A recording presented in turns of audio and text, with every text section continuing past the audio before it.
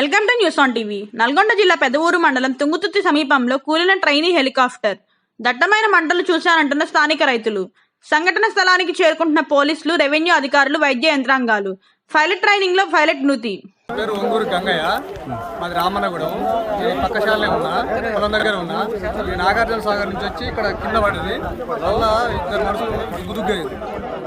అది హైదరాబాద్ వెళ్తుంది అనమాట.